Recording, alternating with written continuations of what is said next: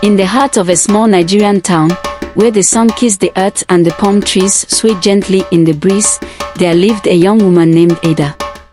Ada was beautiful, with glowing dark skin, kind eyes, and a warm smile that could brighten even the darkest day. She was the pride of her family, a hardworking, brilliant girl who had just graduated from university.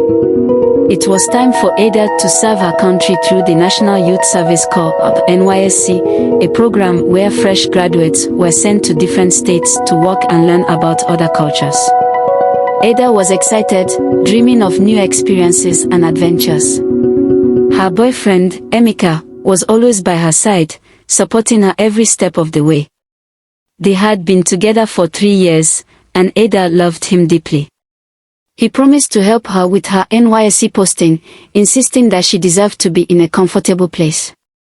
One evening, as the sky turned golden and the air smelled of roasted corn, Emeka said to Ada with a reassuring smile, "Don't worry, my love. I've taken care of everything.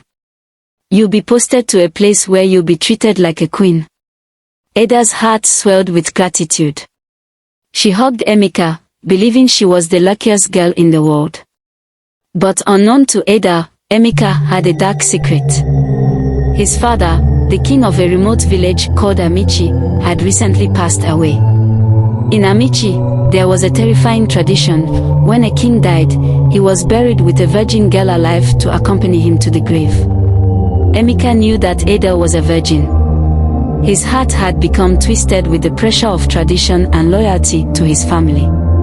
He had arranged for Ada to be posted to Amici, not out of love, but to fulfill this deadly custom. The day Ada received her posting letter, she was surprised.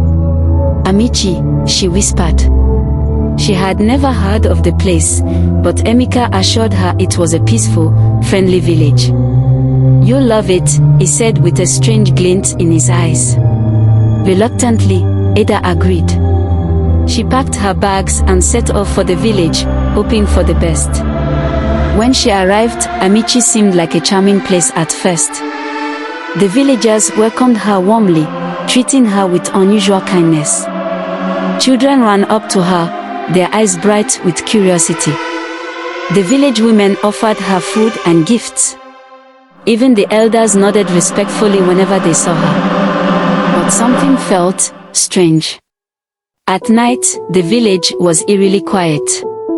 No one walked the streets after sunset, and Ada often felt like someone was watching her. One evening, as she walked home from the village primary school where she taught, an old man approached her. His eyes were filled with worry. "My daughter," he whispered urgently. "You must leave this place at once. You are not safe here." Ada frowned. "Why? What do you mean?" The old man glanced around nervously. "There are things you do not know. Terrible things. Leave before it's too late." Ada thought the man was just being superstitious, so she laughed it off.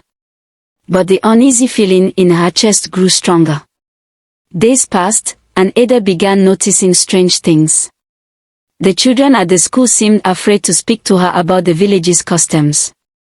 One little girl tried to say something but stopped mid-sentence, her face pale with fear. Ada knew something was wrong. Then, one night, as she lay in bed, she heard a soft knock on her door. It was the old man again. His voice trembled as he spoke. "They will come for you soon. Run." Ada's heart raced as she listened to the old man's trembling voice. She sat up quickly, her pulse pounding in her ears. "Come with me," the old man whispered. "I will help you escape." Ada hesitated, torn between fear and disbelief. The villagers had been so kind to her, why would anyone want to harm her? But the urgency in the man's voice sent a chill down her spine. She nodded and followed him into the night. The village was dark and eerily silent, with only the moon casting faint light on the dusty paths. They moved swiftly, staying in the shadows, avoiding the watchful eyes of the guards who patrolled the village at night. Ada's mind raced. Why would anyone come for her? What was the old man talking about? As they made their way through a narrow path leading to the edge of the village, a soft voice called out behind them. "Auntie Ada." Ada turned to see a small boy from her class standing a few feet away. His eyes were wide with fear. He hesitated for a moment before whispering, "They will take you to the king's grave. You must not let them." Before Ada could respond, the boy ran off into the darkness. The old man grabbed her hand, his grip firm. "Hurry! They must not catch us." They had almost reached the edge of the village when a group of men appeared from the shadows, their eyes glinting like predators in the moonlight. They surrounded Ada and the old man.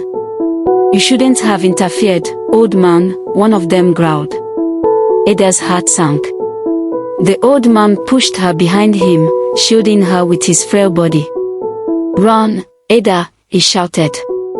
"Run and don't look back."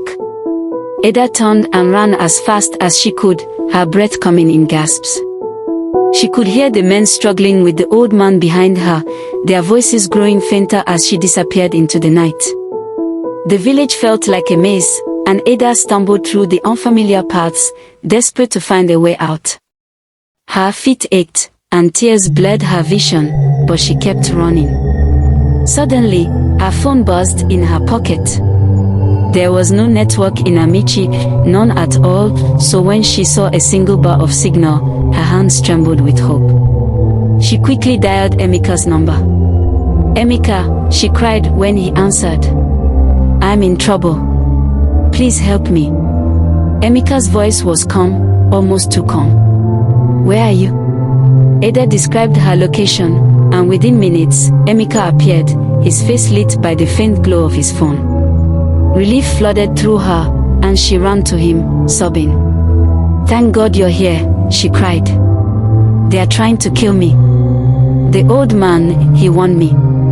Emeka wrapped his arms around her, whispering soothing words. "It's okay now, my love.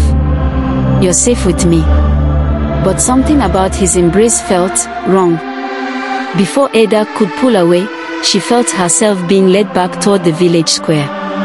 A crowd of elders stood waiting, their eyes cold and unfeeling. Emeka handed her over to them without a word.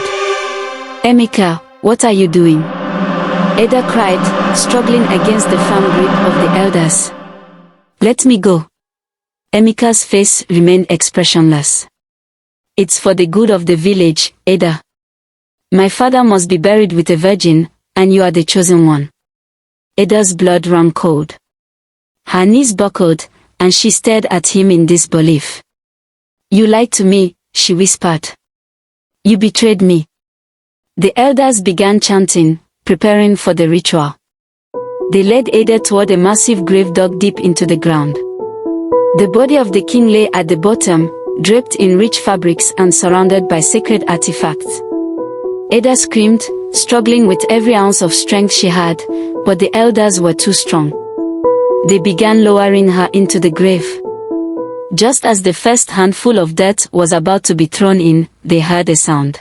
Meanwhile, Ada's mother had always trusted her instincts. They had guided her through many difficult situations before, but ever since Ada left for her National Youth Service Corps posting, something felt off. For days, Ada had been unreachable, her phone was off, and her messages went unanswered. It was unusual. Ada had always been open with her, often sharing even the smallest details of her life. So when her daughter suddenly went silent, a gnawing sense of dread began to take root in Ada's mother's heart. Unable to shake the growing worry, she decided to visit Emeka. He was the one who helped Ada with her posting, and if anyone knew what was going on, it had to be him. Ada's mother was certain of it. As she arrived at Emeka's house, a quiet unease settled over her. The street was eerily quiet, as though it too sensed that something was wrong. She knocked on the gate, and the security guard let her in, greeting her politely but with noticeable discomfort. "Emeka's not home right now, Ma," he said. "He went to visit his father in the village." Her heart skipped a beat. Emeka's father. Ada had never mentioned anything about Emeka's father being alive. Her concern deepened when the guard casually added, "I heard his father has been sick for some time now." The words hit her like a cold splash of water. Emeka had lied. His father had been dead, or so he said. Why would he lie about something like that? What was he hiding? Anxiety quickly turned into panic. Ada's mother's thoughts raced as she turned to leave. There was no way she would let this lie slide. She had to find Ada. She needed answers. Without wasting time, she called the police and explained the situation as best as she could. The officers were sympathetic and agreed to help her locate her daughter. Ada's mother informed them that Ada was serving in Emeka's village, and they agreed to accompany her there. The journey was tense and filled with silence, broken only by the hum of the engine. With every passing mile, her worry grew. What was Emeka hiding? Why had Ada been so distant and unreachable? Deep in her heart, she knew there was more to the story than she had realized. When they reached the village, the atmosphere felt heavy, unwelcoming. Her instinct screamed that something was terribly wrong. The officers began questioning the villagers, and slowly, the truth began to unfold. Ada had been living in the village, but now she was nowhere to be found. Nervous whispers surrounded them as villagers hinted at strange practices involving Emeka's family.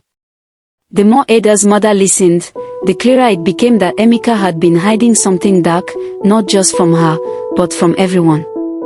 They managed to locate the burial site with the help of a villager. As Ada continued screaming and struggling, and just as a handful of dirt was about to be thrown in, the sound of sirens pierced the air. "Police! Stop right there!" A voice rang out, firm and commanding. It was Ada's mother, flanked by police officers, her eyes blazing with fury. "Let my daughter go," she shouted. The elders froze, and chaos erupted. The police stormed in, arresting everyone involved. Emeka tried to run, but he was quickly caught. Ada was pulled from the grave, trembling and gasping for air. She collapsed into her mother's arms, sobbing uncontrollably. "I'm so sorry, Mama," she whispered. "I didn't listen. I should have left when I had the chance." Her mother held her tightly, her voice soft and comforting. "It's over now, my child. You're safe. You've learned your lesson, and that's what matters." The police escorted them out of the village, leaving the dark traditions of Amici behind. Ada knew she would never forget what happened, but she also knew she had been given a second chance, a chance to live, to love wisely, and to cherish her freedom. As the police van drove away from Amici, Ada looked back one last time, her heart heavy but grateful to be alive. She held her mother's hand tightly, realizing how close she had come to losing everything. Her mother smiled gently. "You're stronger than you think, Ada. This experience will only make you wiser." Ada nodded, wiping her tears. She had learned a painful lesson about trust and betrayal, but she also knew that life had given her a second chance. From that day, Ada vowed never to ignore her instincts again. She would walk through life with courage, wisdom, and a heart full of gratitude, leaving behind the shadows of Amici forever. If you enjoyed this story, don't forget to hit the like button, share with your friends, and subscribe for more captivating tales from TaleTrek. The end.